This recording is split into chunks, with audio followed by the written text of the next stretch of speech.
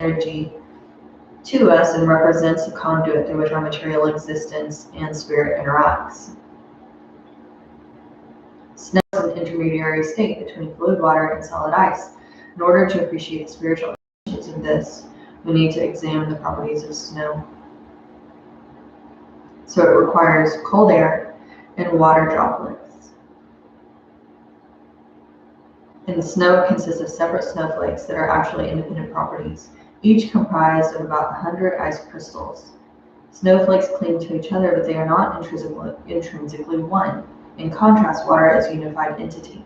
Although it consists of droplets, each droplet joins with another and they become one body of water. So that is really cool. It's about that connectedness, which is really funny because that's kind of what I'll be talking about today, and that how that usually goes. It's like those things come into alignment with each other.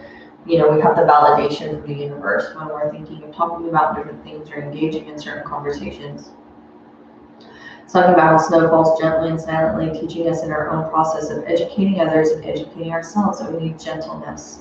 If we educate with a sledgehammer, the unceasing rain pouring will simply submerge and destroy the crops.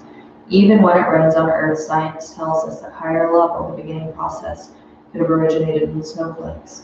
So snowflakes are a symbol of that first gentle step, which is really funny because that's kind of exactly what I'm going to be talking to you guys about today. We're definitely in a massive transitory time right now. We're moving from one major energetic place, state of being, and moving into a completely different one. Kind of like we were talking about, all snow or all rain originates potentially from snowflake. You know, we're moving into different forms of existence. We're moving into different manifestations of being. And something that we're going to have to really maintain and remember is that we are all one, that we are harmony. There's always the two sides of the coin, right? While I am living my own experience, I'm my own guru, my own teacher, my own healer, this is my matrix that I am experiencing within my own life, that I'm manifesting connectedness that ties all things together. And it's been really interesting to see how, you know, everything outside of ourselves now is teaching us or trying to force us and providing a narrative for us is really creating separation, that is polarizing, that is, you know, encouraging us to look at each other as the enemy. And I see a lot of people getting really caught up in this narrative. A lot of other yogis, a lot of other people who it is our responsibility to actually be setting the standard for the people around us so that they can see that there are other ways of engaging beyond what like society shows us, beyond what media would have us believe is possible. I've seen so many families break up. I've seen so many people accounts in person to each other. And this is something that we really have to learn to be the anchor for the energy of love. Now, when I talk about love, a lot of people think about love as this airy-fairy feeling and, you know, oh, if I love somebody, that means I have to feel a certain way about them. To love another person simply means allowance and acceptance. Unconditional love is simply allowance and acceptance of what is without trying to force your life experience, your thought processes, your perceptions on another individual. We can always offer tools, we can offer perception shifts, but at the end of the day, it is not my place to force another individual to see things from my perspective. They're on their own journey, they're on their own growth path, they're going to see the things that they're meant to see when they're ready. Me forcing my beliefs of what's right for them at what right time is complete me like just totally meddling in their experience, claiming that I know better than what they do, what's right for them. We've talked about some of this stuff in the past for some of you who have been my yoga students for some time. But real love loves for no reason. It recognizes that you do not have to be like me. You don't have to look like me. You don't have to think like me. You don't have to share my beliefs. You don't even have to love me. I love you for no reason, because love is who and what I am. I am love. Love means allowance and acceptance. I can disagree with you. I cannot like what you're saying. I can not even fundamentally really like you as an individual, but that does not give me the right to ever spew hate, to try to force my ideals on another, to promote divisiveness and separation. We have to show other people in this time and space that there's another way and what true love looks like. That true love is a choice. I choose to love because I am love, because I am choosing to align with the truth of my vibration, which is divinity, which is source, God energy, and that is what I am. I hear people saying things like, well, don't mess with God's people, don't do this. Guess what? We're all God's people. We're all source divinity expressing itself through humanity. I don't care who that other individual is, how opposite you think their values and their thoughts and their feelings and their beliefs are from what you are. That does not make them not an expression of source energy. And you wanting to see them as anything other than that is ego.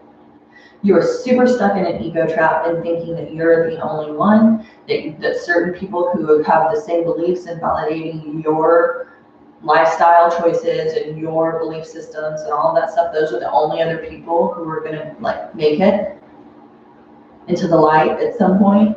And that is just such a sickness. We really have to look at it, and we have to be honest with ourselves about, how am I interacting with the people around me? How am I making other people feel? What are the things that I'm saying? Are they divisive or are they unifying, right? The greatest thing that we can do is to help somebody know that they are loved and capable of loving. And the truth of the matter is, we have no idea what that other person has experienced in their life that has allowed them to believe the things that they believe, abilities that they have, that the media or the social experience has been able to utilize against them to create a certain mindset within their being, utilizing their fear and twisting it and turning it against them to pigeonhole them into certain belief systems, into certain thought processes and things of that nature. You know, we have to look at the bigger picture and not just thinking it's me against you. It's us against them.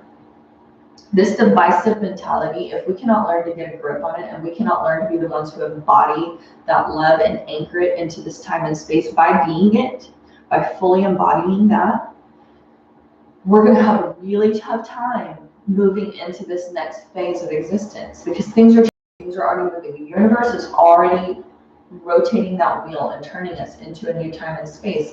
But if we don't move with it, there's that resistance is going to create a lot of problems for us. And you know, the point of it is to love other people so radically, they don't even understand why we could love them. They don't ever understand how we could open our hearts to that degree, that we can see past our need to be divisive and to be right and to be the ones who are creating the environment for other people to have to abide by. You know, we're not setting these rules, we're just allowing people to be as they are and to love them irregardless. We don't love people because they're good. We don't love people because they do what we want them to do. We don't love people because they don't show their darkness. We don't love people because they look and act a certain way. We love people because they are a part of this experience, because they are a part of divine expression, because they are a part of the universe as a whole. We love because it is a part of us. Those people are us. It's the namaste, I see you. I see you because I am you. I see you because we are the same. That energy, that universal energy, that divinity that runs through my being is running through your being. It is what's charging this human experience. It is the life source energy that is found in every single thing. If you can only love people for the right reasons, because they fit into your mold and because they believe what you believe and they're validating your beliefs and all of those kinds of things, that's not love.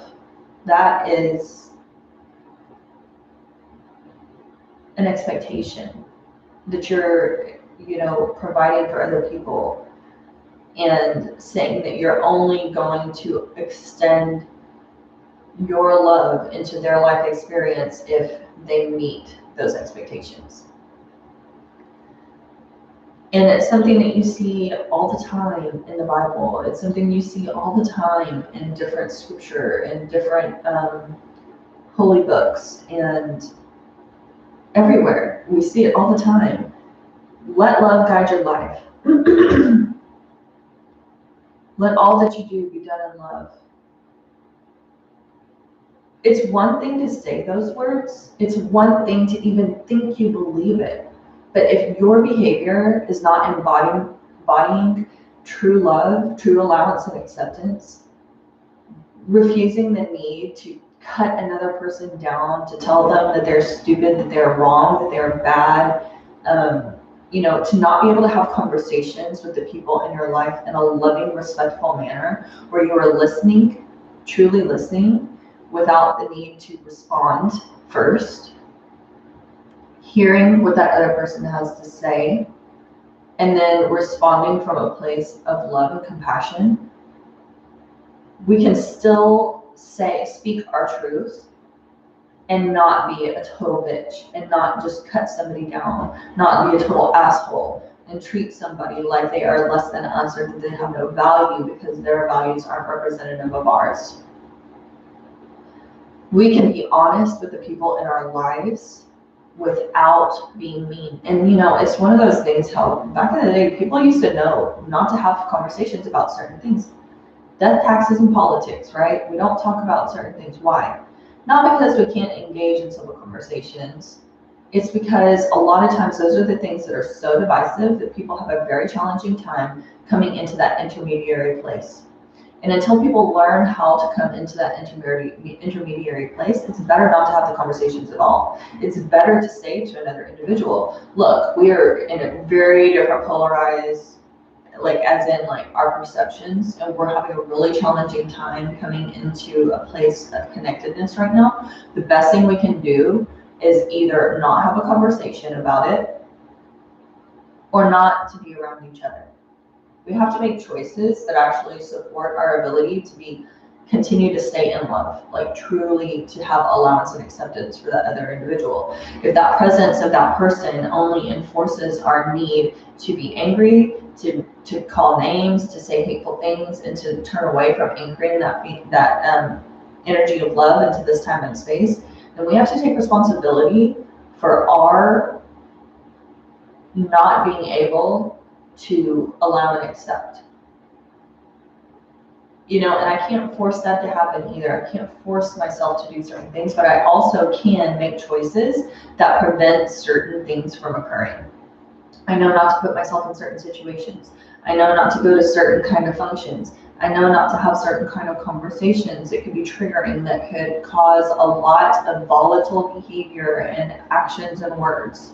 I know not to put myself around certain people that their ideals and mine are so clashing that I recognize that there's a high risk for some kind of detrimental interaction to occur. That's why I have to take responsibility for knowing where my inability to truly love stops, to allow and accept that other individual, and to create environments that don't facilitate that kind of damaging behavior. So really today, looking at, where has my behavior been damaging? Where have I been a part of the polarization that keeps things separate? Where have I been contributing to that? Where am I not creating safe boundaries, not just for myself, but for other people in my life, recognizing where I have some healing work to be done, or I have some things within my own body and energetic field that need work. And until I can work to heal that trauma or that blockage or that limitation within myself, that I should to certain experiences, and recognizing that it's probably going to be the trigger or the fuse for something that is not going to be really a beneficial situation, right? That's where I take responsibility for my contribution to this time and space. And then I say, okay, I have a limitation, I have a wound, I have a blockage that needs to be worked on, because I can clearly not have a conversation about A, B, C, or D without being triggered, without it turning into World War III. I need to step back and I need to look at what's going on within me, not blaming other people and further isolating myself and further putting more division and more separation and more polarization, but taking responsibility for my contribution to the things that are not allowing for that part of my being, that infinite part of my being that is unconditional love, to fully express itself into this time and space. That's my responsibility. That's nobody else's responsibility. There's always going to be people who think different from me. There's always going to be people who have different ideals than what I do. It's not my job to fix them, just like it's not their job to fix me. It is my job to look at what limits me. It's my job to look at what hinders me. It's my job to look at where I am not embodying my. Now, am I saying we let people hurt us and do horrible things to us? No, but that's what we're talking about with safe boundaries. We implement safe boundaries. We are conscientious enough of our own being to know where the limitations are, where the work, and then we remove ourselves from the situations that we know are going to trigger those things until we have the time and the energy and those things are willing to unfold and open themselves up to us, fully show themselves to us where that stuff is, so that I can do the work of healing that place. You know, people grow when they're loved well. They grow, they expand, they unfold. It's not even about having a personal relationship with people necessarily all the time. It's more about what is the energy, the vibration that I am radiating into this time and space, and what is that, the quality of that vibration communicating to the people around me. What is that vibration doing? Is it offering people an opportunity, a hand up, to lift up to a vibration and meet me in a place where there is less divisiveness and less polarization and less limitations, in reference to being able to see and witness the oneness that we all are a part of, that unification? That's how we help other people heal.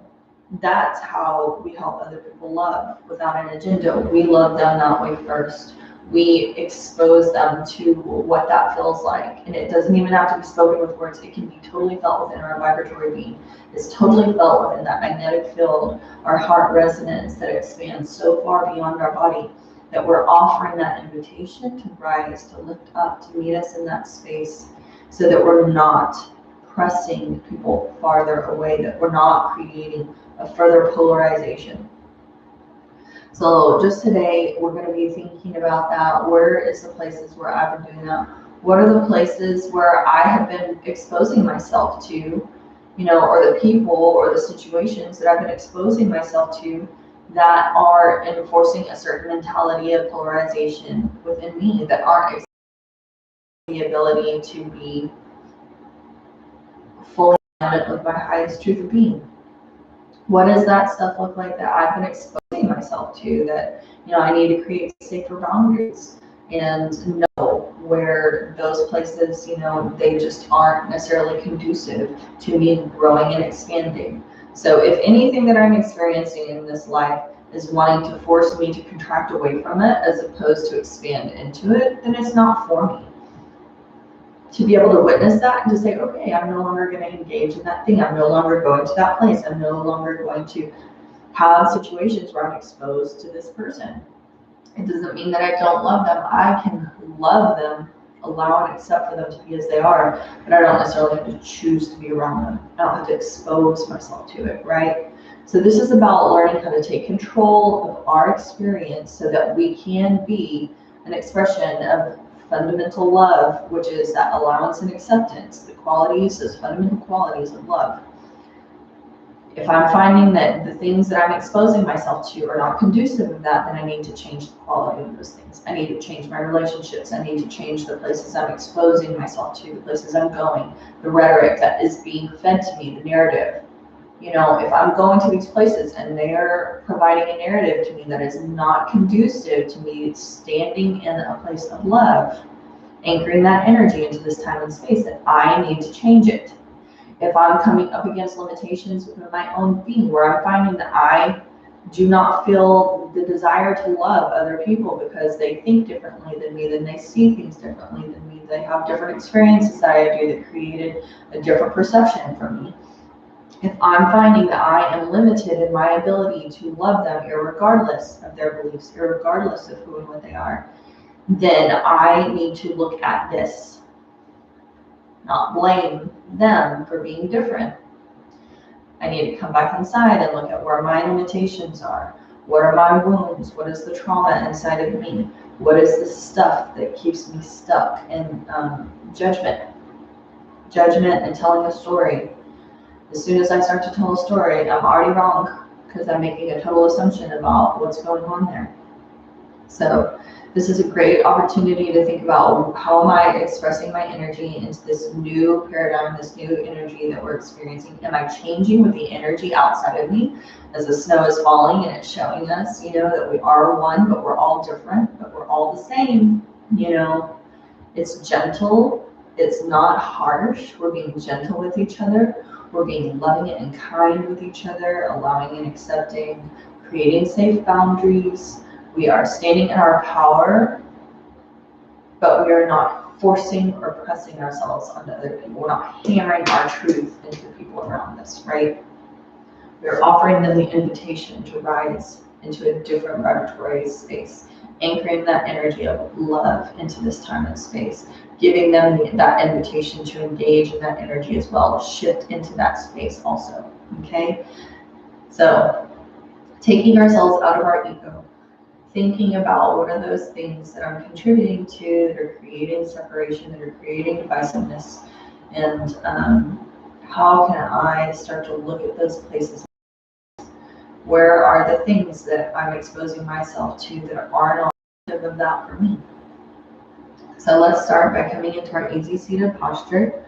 We're going to be practicing a Kundalini Kriya today that is actually for our electromagnetic field. So we really want to work on that electromagnetic field.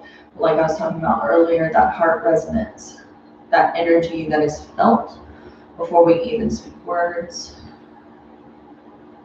the energy that we're utilizing to truly be the magnet for the change that we want to see. Are we being the change that we want to see in the world? So just closing the eyes and drawing our attention, our awareness back inside. We're not accusing ourselves of lying, we're not putting ourselves in a seat of judgment. We're simply observing, and so that we can better choose what we want the experience to look like.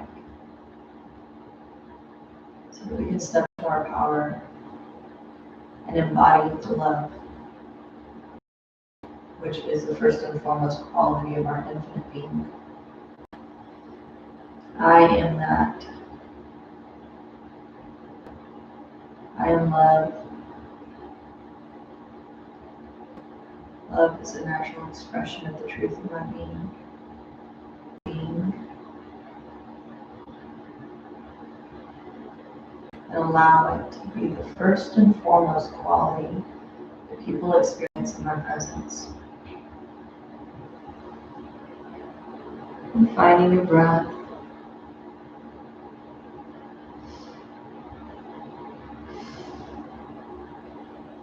Close your eyes.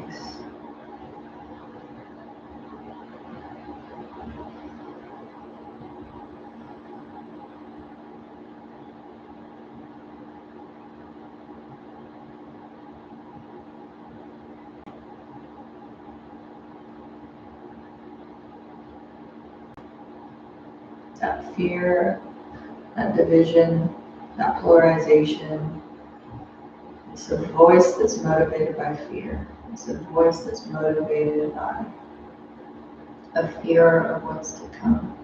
A fear of if we allow other people to meet in their truth, if we allow other people to think what they want, that my world will be forever changed in a way that will not be able to be recovered. And when we elicit that fear into the world, when we really press that fear into the world, we're saying that we don't trust in the higher source, we don't trust in our natural state of being, we don't trust in our own spirit. We are not trusting in our life experience. We're not trusting in Creator, God, Source, Energy.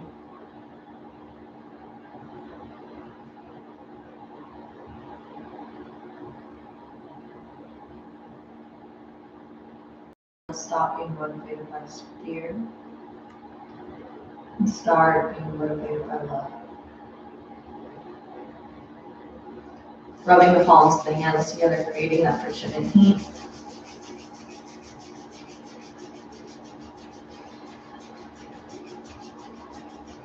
Feeling our energy shift, opening up to divinity.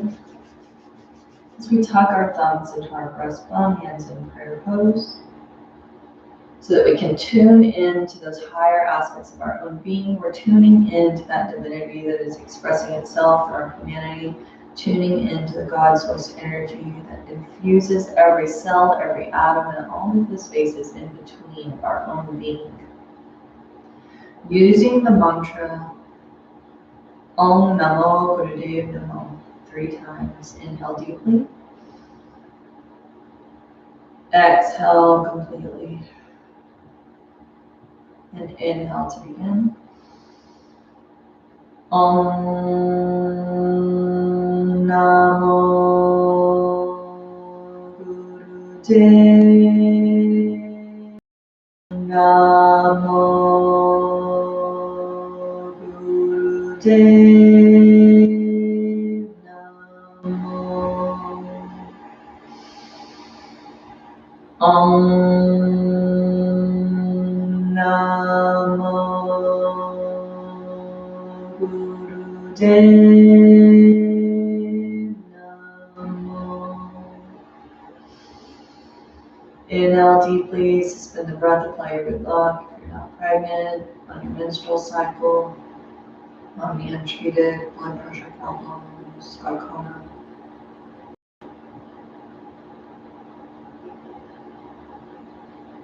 Exhale, release the breath.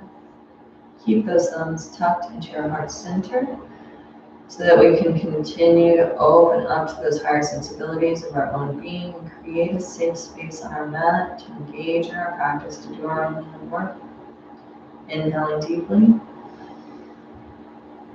Exhale completely. Inhale to begin. Sadguru Name, Jugadguru Name, Sadguru Name, Sri Gurudev Name. Sadguru Name, Jugadguru Name, Sadguru Name, Sri Gurudev Name. Sadguru Name, Jugadguru Name, Sadguru Name, Sri Gurudev Name. Inhaling deeply, suspending the breath at the top, apply your root block.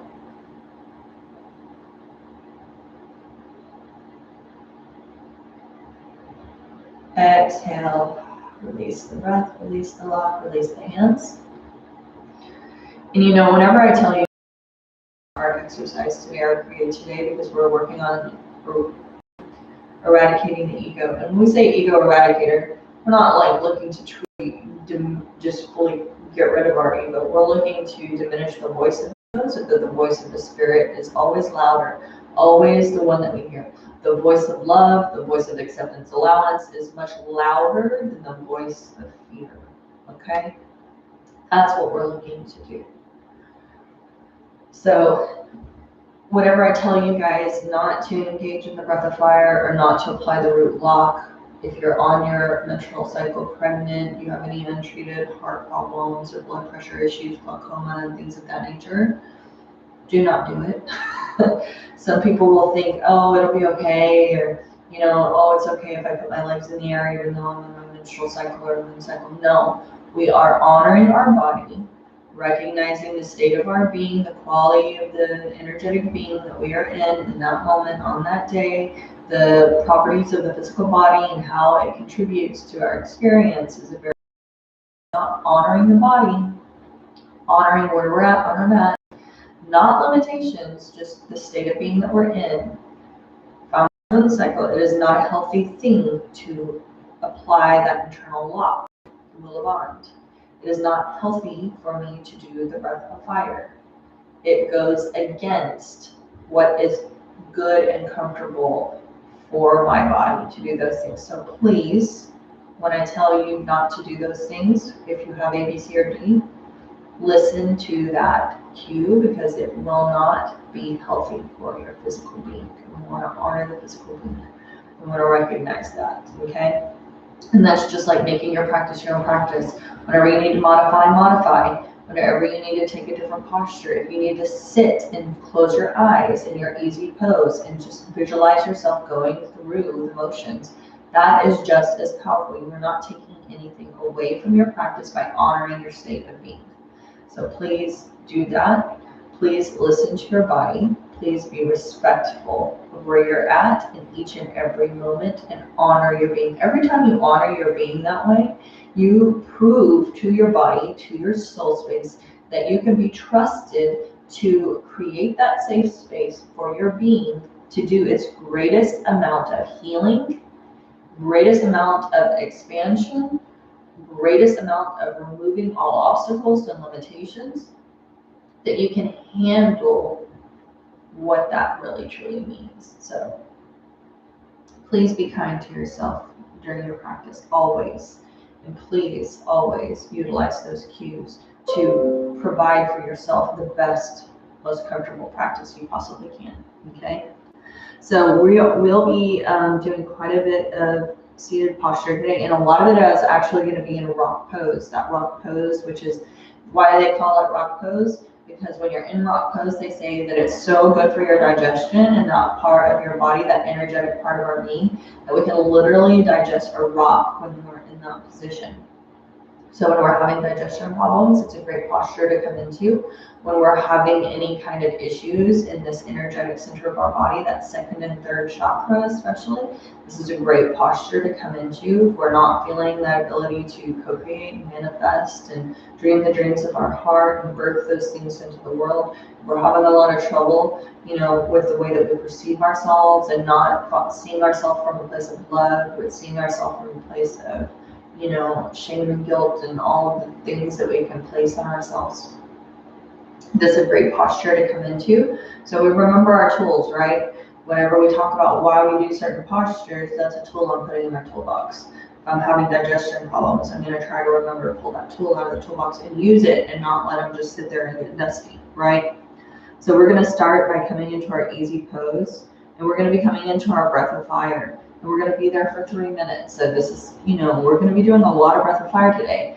Like I said, that breath of fire is burning away all of those things. It's stoking the fire that's burning away all of the limitations, all of the stuff that is creating the blockages, the resistance. It's burning away all of the stuff that's not in alignment with the truth of our being. It's also burning away all of the stuff that is preventing us from being able to connect to our intuition. So it's creating a straight line of open channel energy to be able to connect to our own intuition or the voice of our own soul. So while that breath of fire can feel really challenging, it's not necessarily meant to feel great, because we're getting rid of a lot of old stuff that's no longer serving us. We're burning things away, right? When the fire is roaring and raging, it doesn't necessarily always feel really good. But when that fire is done burning, and you're left with that gentle smolder, it's completely burned out, that's when new life can spring forth from that place. Just like when a fire rages through a forest, People freak out over forest fires. Guess what? Mother Earth knows what she's doing. When that fire runs through that place, it opens up new earth, just like a bear. When a bear digs into the earth with its big, deep claws, he is turning that earth. He is bringing up all of those dormant seeds and things that have been laying underneath all the dead leaves and all of this stuff. He's turning it up so that that stuff can come up and spring forth and create new life. Same thing with a fire. When it rages through that forest, it may eradicate a certain number of life, but it's so that the new life can spring forth. New energy can be experienced in that space. New plant forms, new trees, new creatures, new homes, new habitats for places, these animals to live. So not all destruction is about eradicating life. Destruction can come sometimes to facilitate the ability for new life to exist in a new space. And when we're creating that, we're stoking those fires within our own being. We're burning away all of the stuff that is limiting and keeping us from engaging in that expansion and evolution and experiencing the new life. The old stuff, the old places that we're stuck, the old patterns of behavior, the old mental processes, the old programs that are infiltrating our experience that are keeping us from accessing new energetic space. So when you get, tired of doing the breath of fire and you're feeling frustrated and irritated or whatever it is, that frustration, that irritation is a good sign that you're probably burning through something really old that doesn't want to go, that has been comfortable with you for a long time, and now you're getting rid of that energy and it doesn't necessarily feel great. It didn't feel good when it came in, it's not going to feel good when it comes out. So stay with it as much as you can. Try to stay in that breath of fire. If you're on your moon cycle though, or you have any of those other contraindications that we spoke about before, then you want to take the long, deep breaths. And those long, deep breaths are going to be cleansing, just as cleansing, because the intention is there for it to be the same, right? So if you need to shake out your legs for a moment, feel free to do so. Mine are kind of getting stiff this morning on me. Before we get started. And really tapping into the depth of our being today. Tapping into the strength of who and what we are, recognizing that I'm totally capable of doing that breath of fire. I'm not feeling, as long as I'm not feeling compromised, it's not, creating any issues within my being that are not something that I can handle, then I'm fine. I'm going to push through it so that that fire can fully burn and fully destroy whatever that old stuff is that is no longer serving me, so that the new energy of love and allowance and acceptance and all of those things can come in and take its place. This is how we take responsibility, and this is where we do the work, right? So we take those fingertips outside of those hips, gently resting them into the earth. Take a deep breath in. Lifting those arms overhead at a 60-degree angle. Spread those fingertips nice and wide. Really fully engage those arms and those fingers. Nice and charged. Drawing that energy from the fingertips all the way down through the hands, the wrist, the forearm, the elbow, the bicep, the shoulder, all the way into that chest cavity, into the heart. Close those fingers down and press them into the palms of the hand, that meaty part of the hand. Thumbs are pointed directly into the sky, plugging you into that universal, divine life source energy.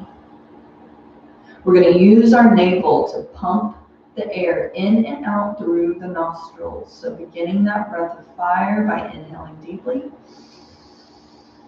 Exhale completely. And then inhaling to begin.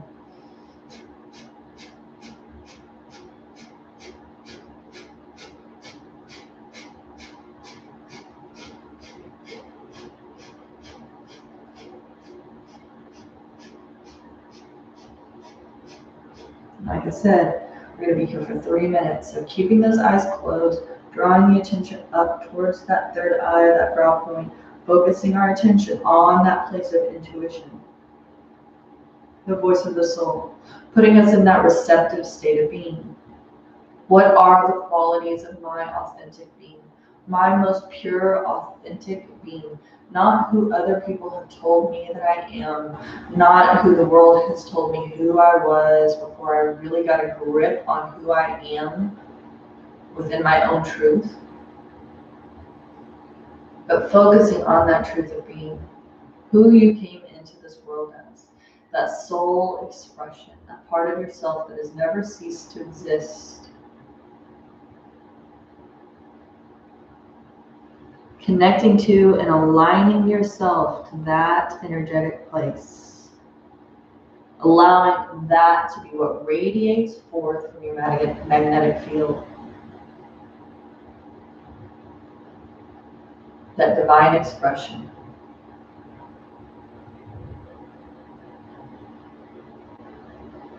Never motivated by fear, always motivated by love, acceptance, and allowance.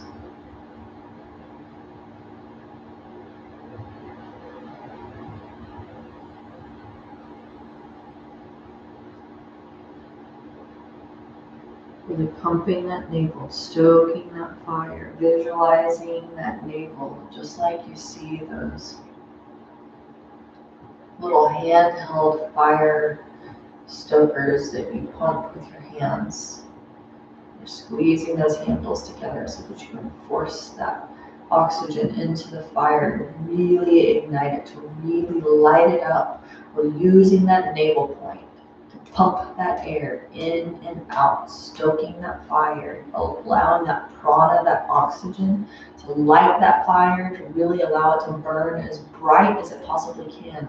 Visualize that fire, that internal fire within your own being, burning away all of the limitations, all of the needs to be right, all of the parts of the ego that would create division and separation. Burn it all away, not in alignment with our highest expression, our most true, authentic expression of being.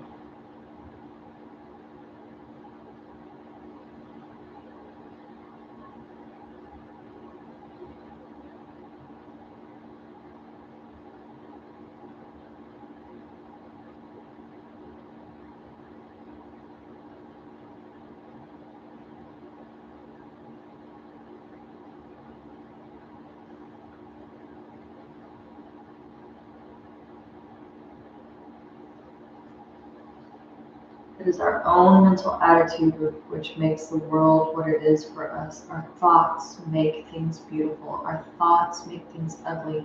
The whole world is in our minds. Learn to see things in the proper light. What is the proper light? The truth of your being. Inhale deeply. Suspending the breath, keep those arms long and directly plugging those thumbs into the sky as you suspend the breath. Draw those thumbs to touch overhead. Exhale, open up those fingertips nice and wide and release those arms nice and slow all the way down into the earth. Fingertips fully charged. Pressing the aura, grounding your energy all the way down as those fingertips find the earth. Close your eyes, gently resting the palms of the hands on the knees. Take a minute or so to just kind of draw yourself back into your own being. Feel into the quality of your own energy and just sense into what shifts might have potentially occurred from you within that fire, breath of fire.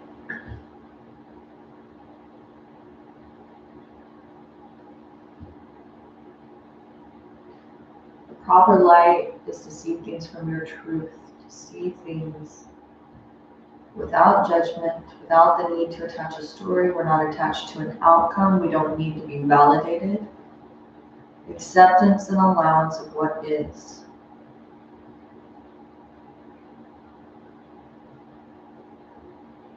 The more I focus on what keeps me separate from another individual, the more separate I become. The more I focus on the things that unify me to another individual, the more I draw that unification and connectedness into my life experience.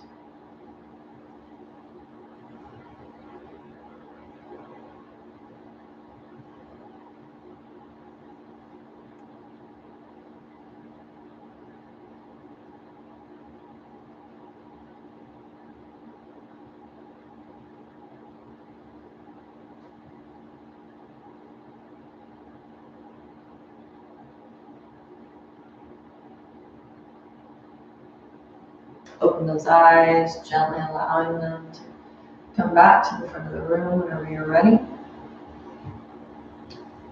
It's cold out here. I'm out in the garage, so I always like to wear my blanket when it's cold. We're going to come up on those hands and knees so that we can come into our rock pose. So go ahead and kick out your legs here for a second, gently tapping the tops of the feet into the earth. Take a deep inhalation in, fill up your lungs with that oxygen, that prana, and then exhale, release those glutes back down towards the heels. Tops of the feet are gently resting into the earth. Toes are to touch, knees are to touch. Spine is nice and long and straight. So in this posture, we're going to take our right arm directly in front of us, palm of the hand is face up, and we're going to take our left arm behind us, palm is faced up. So it's going to be one long center line of the body. And we're going to come into our breath of fire here. Inhale deeply. Exhale completely. And inhale to begin.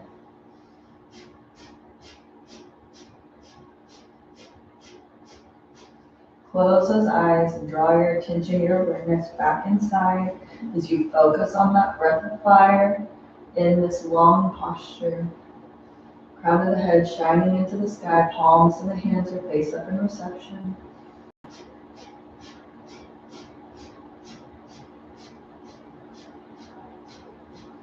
Your body is going to gently twist naturally when you come into this posture. So just allow your body to gently twist to facilitate your ability to draw that right arm in front of you and left arm behind you. You only have 20 more seconds here.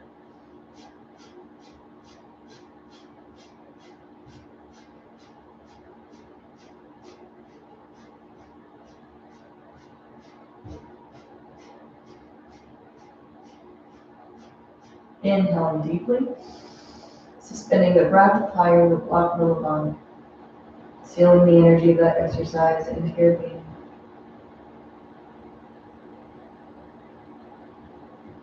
Exhale, release those hands back down into your lap, untwisting the spine, closing your eyes.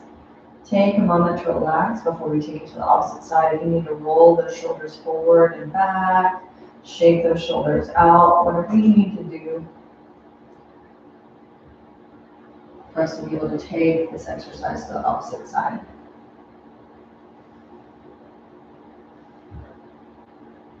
Open those eyes whenever you're ready. This time we're going to take the left arm in front of the body, palm of the hand is straight up. Right arm comes behind, palm of the hand is straight up. Gaze goes over the left fingertips. Close the eyes, draw the attention, the awareness back inside. Inhaling deeply. Exhale completely. And then inhale to begin.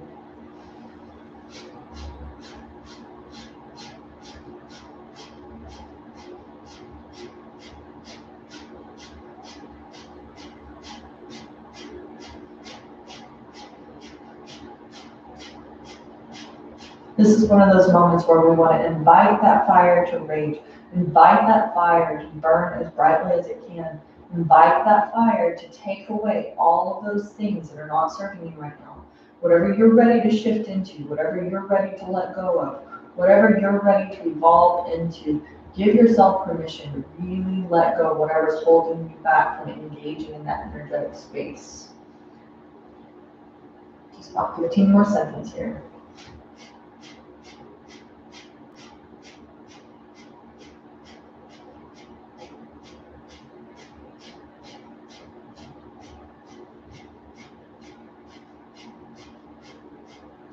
Inhaling deeply.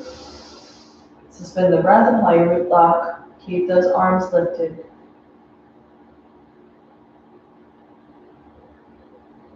Exhale, gently untwisting the spine, taking those hands, gently resting them palms face down onto the top of the thighs, closing the eyes, drawing awareness back inside of your own being, and just taking stock of what's happening within your energetic and physical being. Staying in that rock pose if you can. If not, you can come down into your easy pose if you need to for a moment. But we're going to come right back up into that rock pose for this third exercise. So take a break if you need to, so that you can come back into this posture.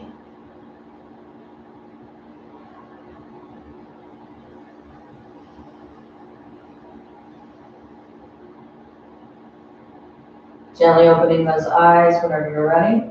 If you were in your easy seated posture, please draw yourself back into that rock pose if you can. We're going to take our hands and cup them directly in front of our heart space. So the elbows are gently resting at the rib cage, drawing the heel of the hands towards the heart. And we're going to gaze into the hands, gazing directly into the hands, receiving into our heart space all of those things that are meant for us today that allow us to deeply connect to the most authentic parts of our being, which is allowance and acceptance. Really allowing that love to radiate, to vibrate from our being. We're going to inhale, draw those hands away from our heart, lengthening through those arms. And exhale, take the heels of the hands back towards the heart space as you gaze in the palm of the hands. Inhaling out and exhaling in. And just continuing on with that motion, we're going to be here for 5 minutes.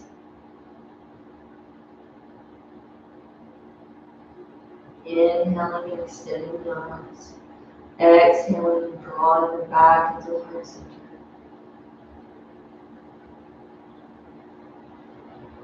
That head is just gently bowed so that you're staring into the palms of the hands the entire time, matching the breath with the movement.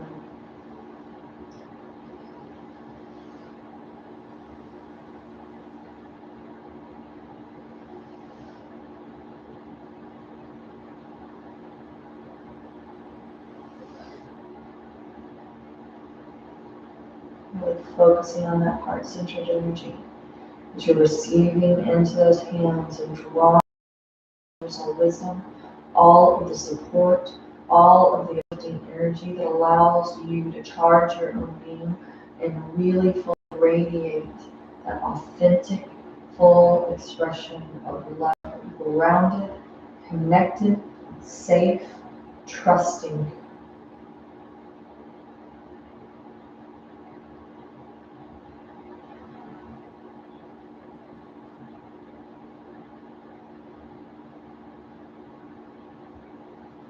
This is such a beautiful posture. So really giving yourself over to it. Fully engaged. Allow this exercise to be a devotion.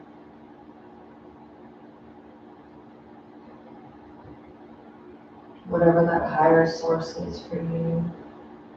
Honoring the beauty of your own soul space. Remembering that regardless of how chaotic things look outside of us, we always have this safe space within to come back to.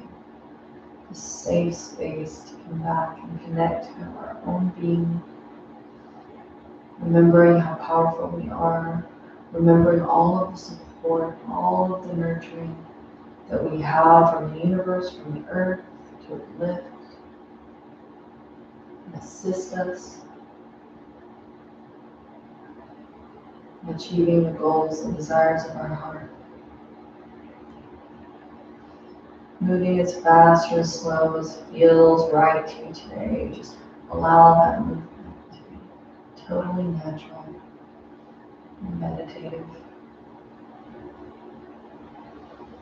In through the nose, out through the nose. Gazing in between those hands.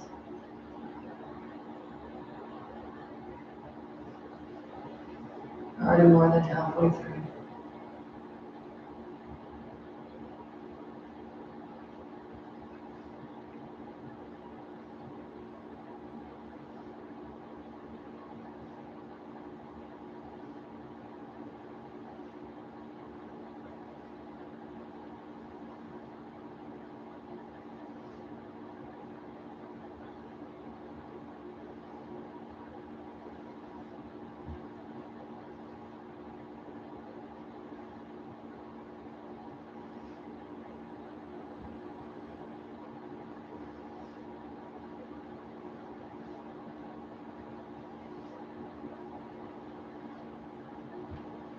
The most natural state of being is not motivated by fear. It is not motivated by hate.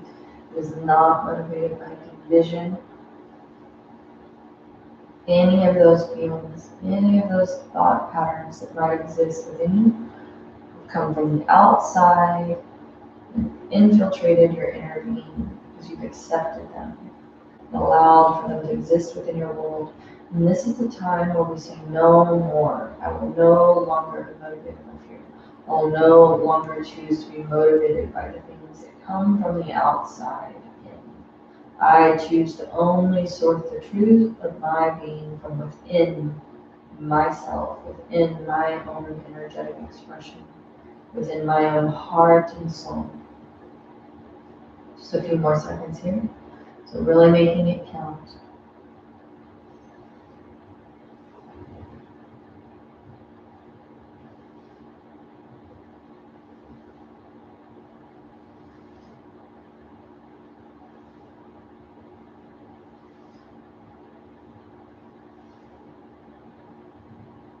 Inhale deeply as you draw those hands in towards your heart space. Suspending the breath, apply your root lock.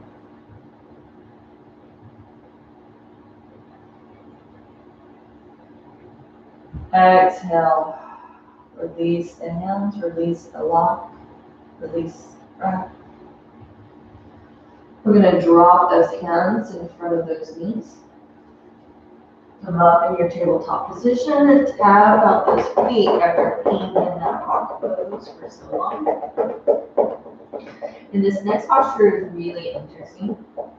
So we're going to come onto our elbows and knees. So we're on our knees. We're going to drop down onto our elbows. We're going to keep the feet together and raised. Palms of the hands are up and together. We're going to arch our back like we're in cow pose and stare into our palms with long, deep breathing for 5 minutes. So staring into the palms of those hands, keep those feet elevated toes to touch. Long, deep breaths.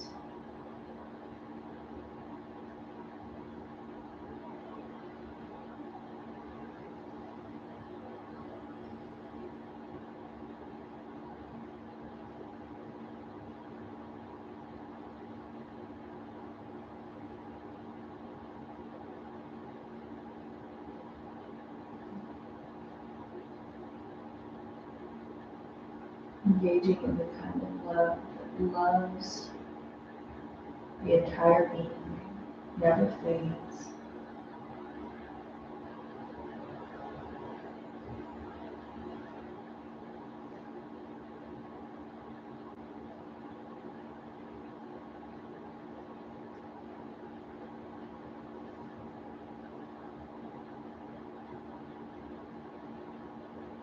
Connection is the energy that exists between people when they feel seen, heard, and valued, and they can give and receive without judgment. And they derive sustenance and strength from a relationship.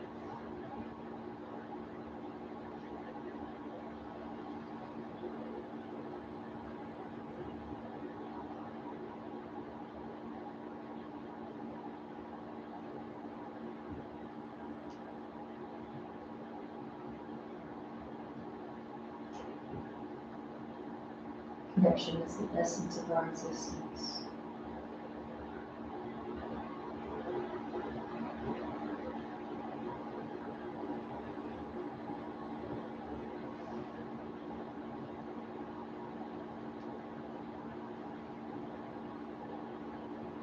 2 minutes in. Gazing into those hands, arching through the spine. Like in that cow posture.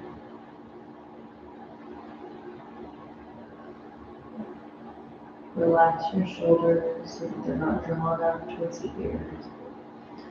Take them back and down, allowing for more easeful posture.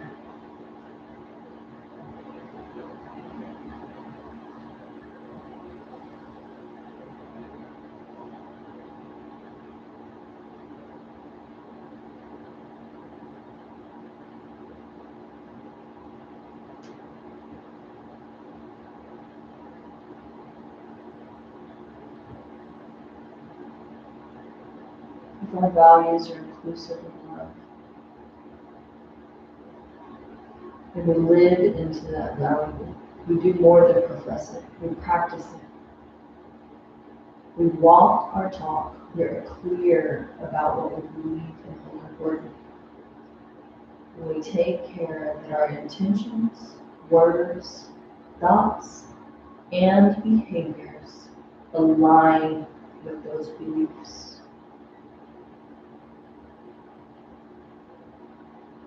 If I say that I love other people, then I embody that value.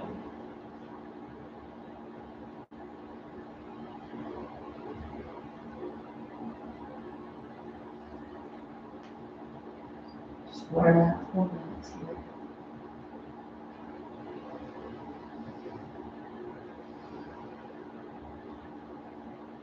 Gazing into those beautiful hands where so much energy has been received.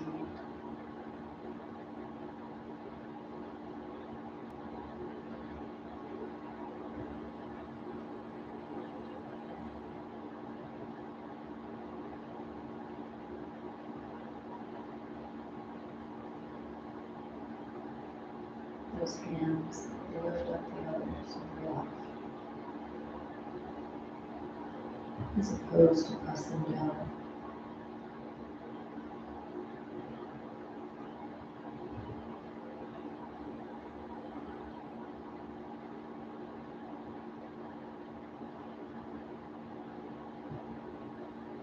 There are more seconds.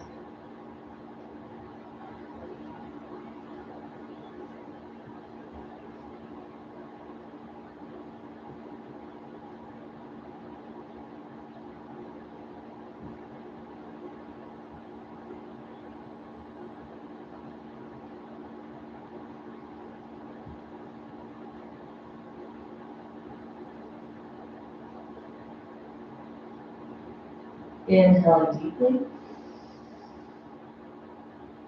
Exhale completely. Release the sole or the tops of the feet back down into the earth. Take the palms of the hands face down into your mat. You can press your glutes back towards your heels. Rest in your child's pose posture. Taking those hands back so that the fingertips find the toes. And releasing the forehead into the earth. Or you can come into a comfortable, easy seated posture for a moment to collect your energy. To witness, to observe your current state of being.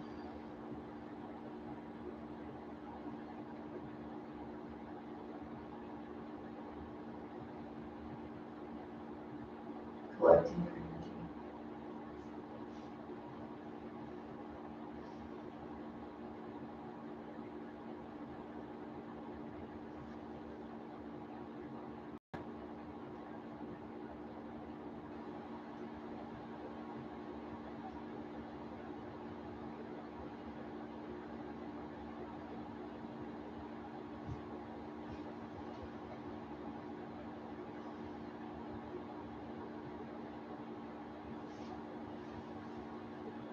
Gently open those eyes whenever you're ready. Take your hands into the earth in front of your head. Press your third eye up away from the mat if you're in your child's pose.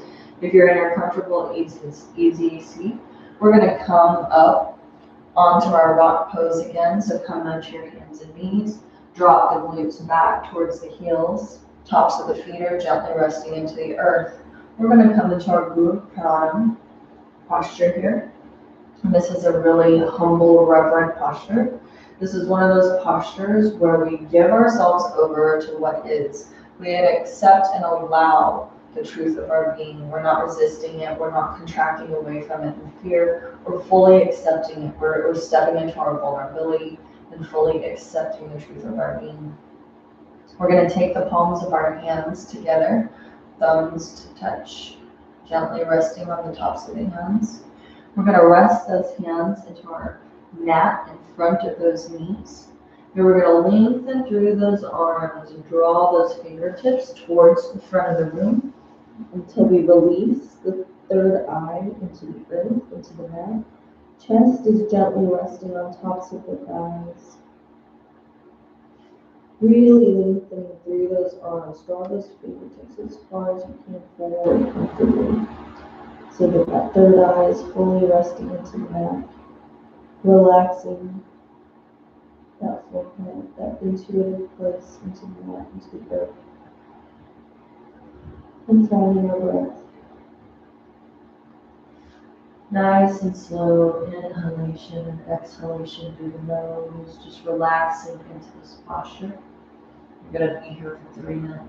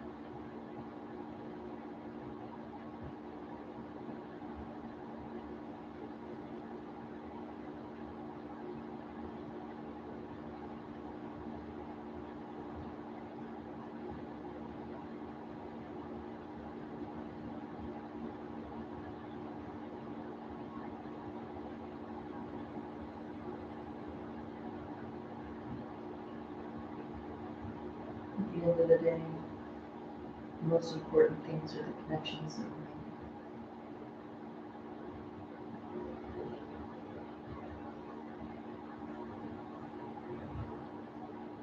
Connections with the universe, with the energies around us, people in our lives, nature itself.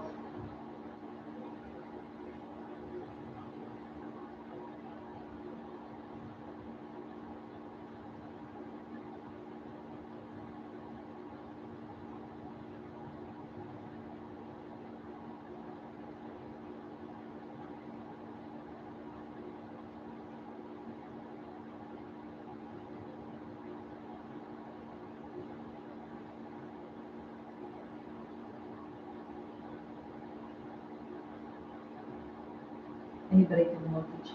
You can look at anybody. It's rare to find someone who truly sees you. To be the person that truly sees others. Not based off of their beliefs, not based off of their thoughts, perceptions, but based off of the true connectedness of our being. We are all an expression of divine energy.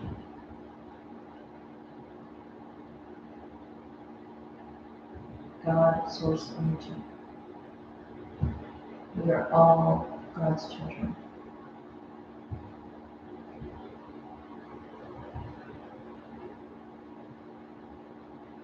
We have a hard time accepting that truth. That is where the work is to be done.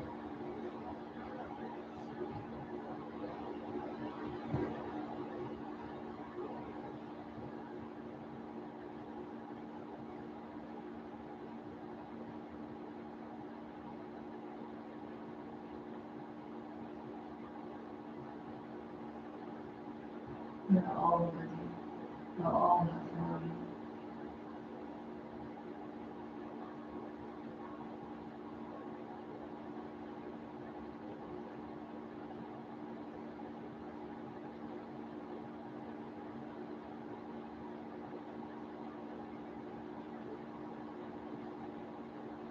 To be the conduit for the universal energy of love, to anchor that energy into this time and space.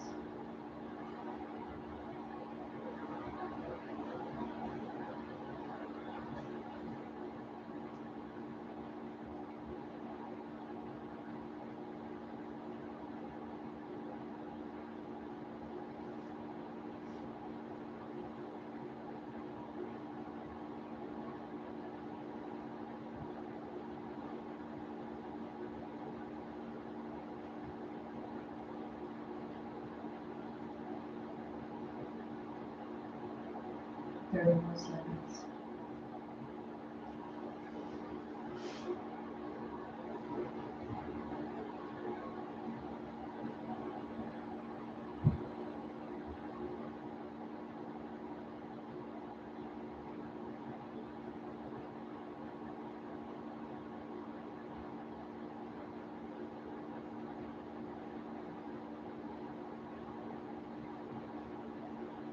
Inhale deeply.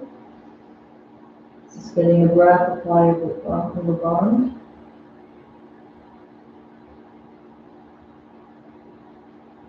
Exhale, release the lock. Release the breath. Inhale.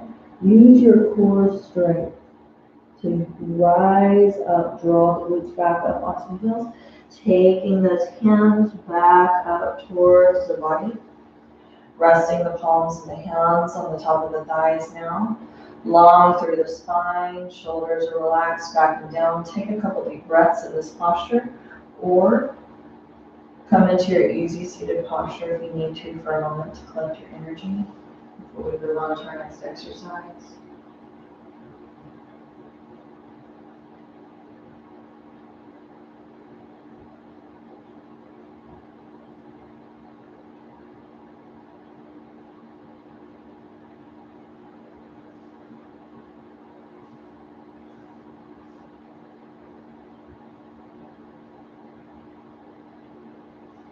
Gently opening up those eyes whenever you're ready.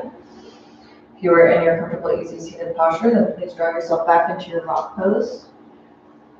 Dropping those glutes down onto those heels, tops of the feet are resting into the earth. Palms of the hands are going to gently rest on top of the thighs. We're going to inhale across the heart space forward.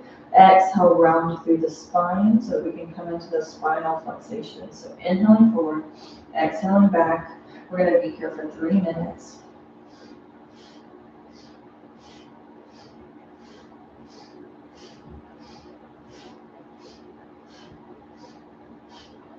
Find your own rhythm, your own pace of movement.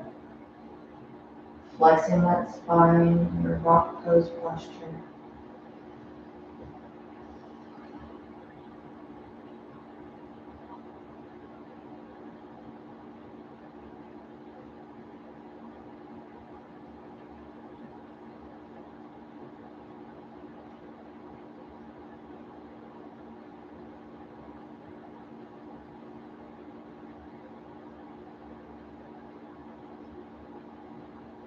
Vulnerability and connection. With boundaries and withholding. The opening and closing. The natural rhythm. You do not have to express everything to everyone. You do not have to give all the detail. You do not have to be an open book. Walk the tender line between raw sharing and mystery. Master your intuition. Build your container. And practice graceful discernment.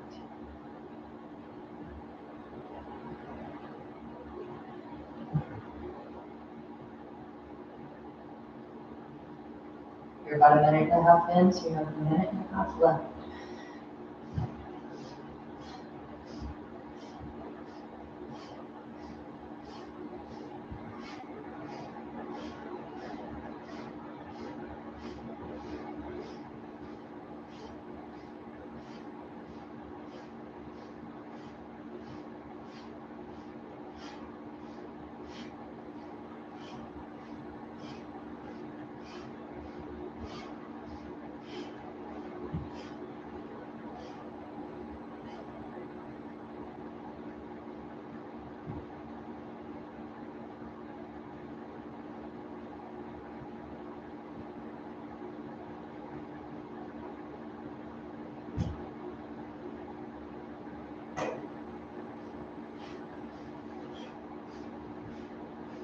Just about 30 more seconds here.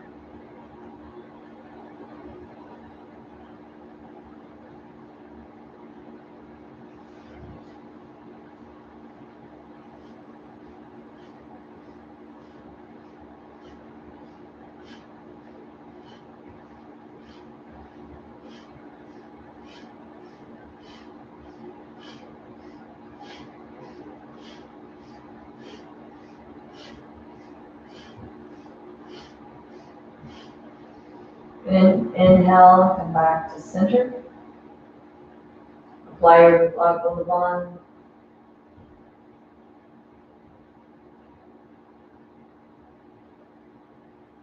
Exhale, release the breath, release the love. Drop those hands in front of the knees and tap out the tops of those feet. Kick those legs, bring some circulation, some blood flow back into those lower extremities.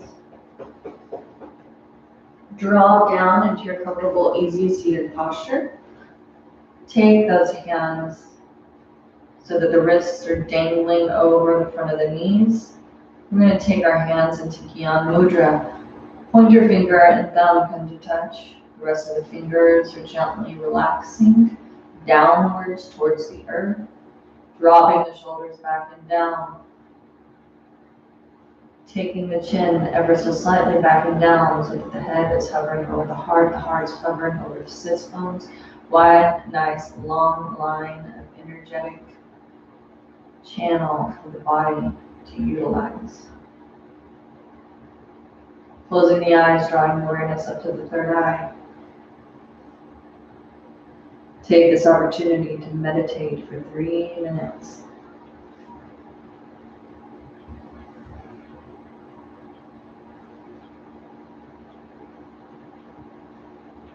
Simply being receptive. No attachment to the thoughts that we're thinking. Allowing them to pass through us.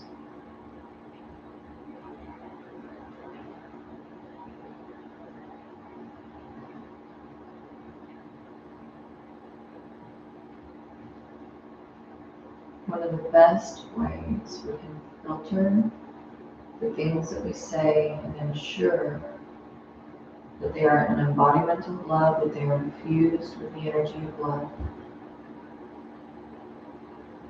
is to allow them to move through the three gates.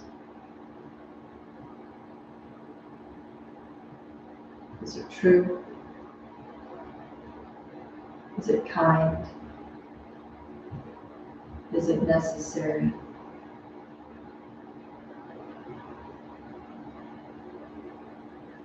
I've heard 2 more of these qualities added to this formula for heart-centeredness with our speech, with our actions. Is it helpful? Is it inspiring? That is the quality of energy that we should seek to embody, that we should be seeking to anchor into this time and space.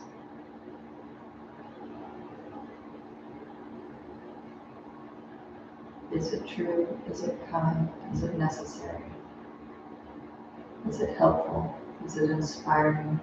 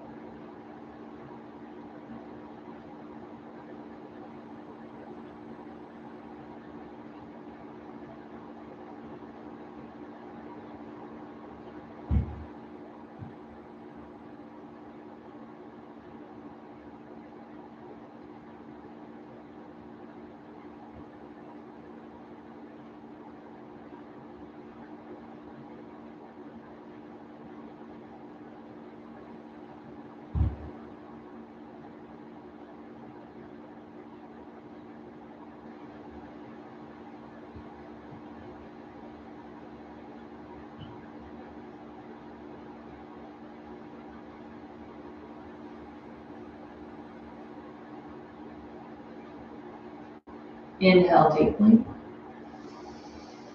Apply your root lock Mudaband, lifting up through those sexual organs, pelvic floor, drawing them upwards towards the navel, sealing the energy of your practice into your being, allowing it to truly alchemize within your being,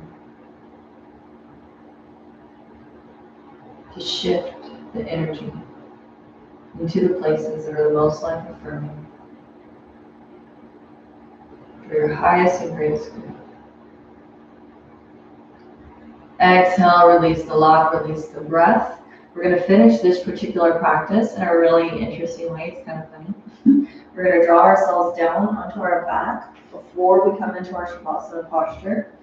And just for a moment, we're going to get your being to just shake. Just shake the body, shake the legs, shake the feet, shake the head, nose, side to side, in a really comfortable way. We're not pressing into pain or feeling or numbness or hurting ourselves in any way.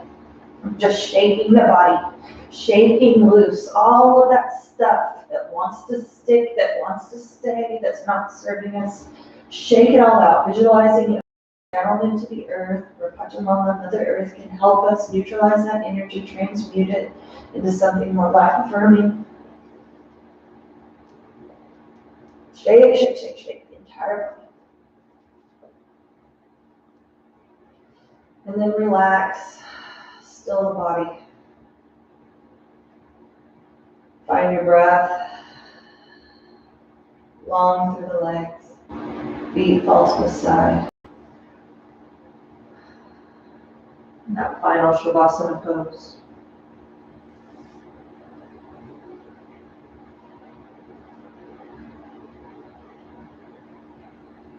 Fully surrender to those higher aspects of your own being.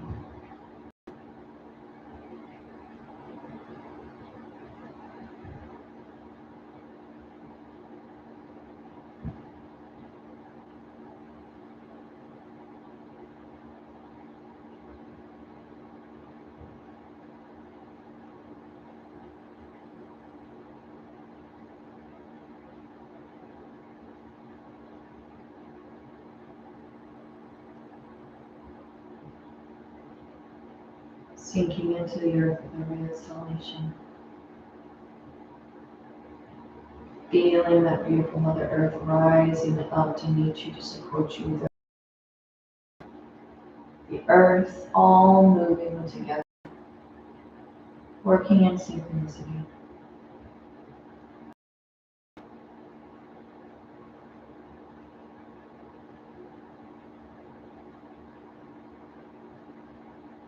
To be spirit unhindered.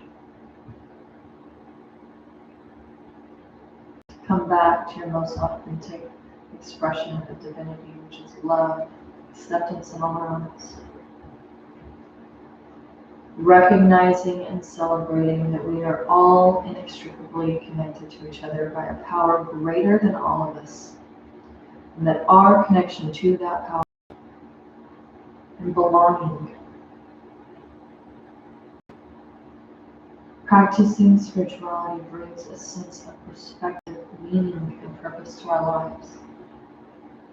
By connecting to that raw expression of our being, that golden thread of connectedness, the divinity that exists within each and every one of us.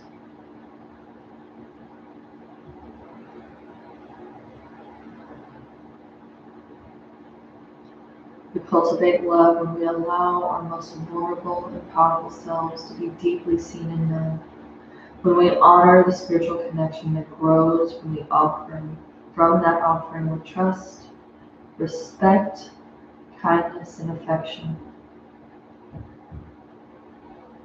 Love is not something we give or get. It is something that we nurture and grow, a connection that can only be cultivated when it exists within each and every one of us. We can only love others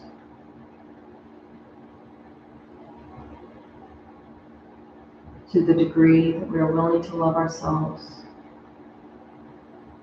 The true love of acceptance and allowance, with no shame, blame, disrespect, betrayal, no withholding of affection, damaging the roots from which love grows.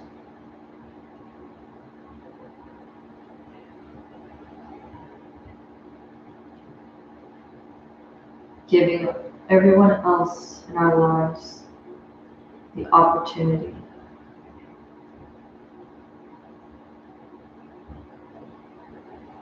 to be seen and known.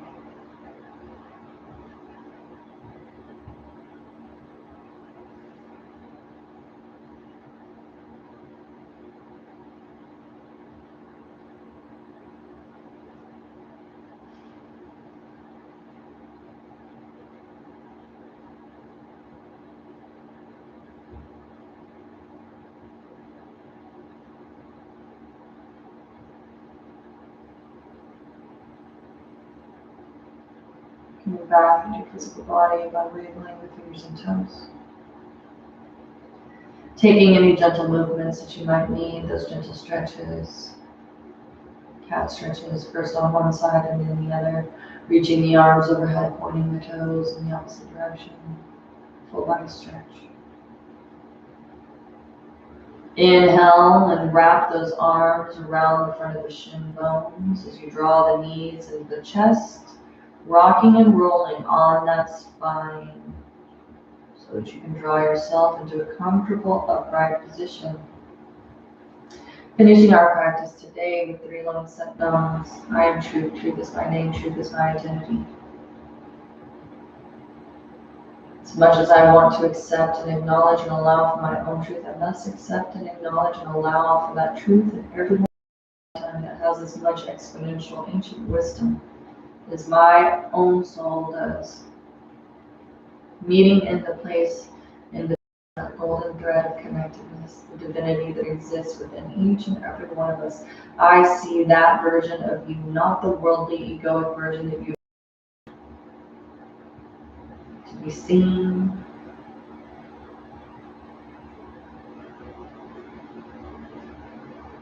I see the you, the soul, allowing for that part of you to come forward. The soul, allowing for that part of you to come forward. By anchoring the energy of love into this time and space, by embodying that love through my own being, taking the palms of the hands into prayer pose, tucking the thumbs into the heart space. Inhale deeply. Exhale completely. Inhale to the end.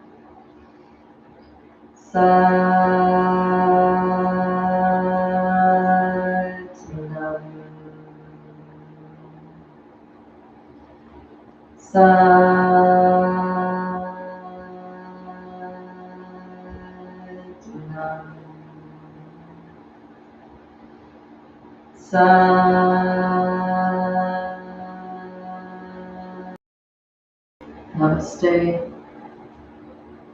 Divine light in me honors the divine light that exists within each and every one of you. I see you. I see the you that exists beyond your physical being, beyond this physical embodiment, beyond your fears, beyond all of the propaganda, beyond all of the things that you would present to the world to have us believe that that's who and what you are.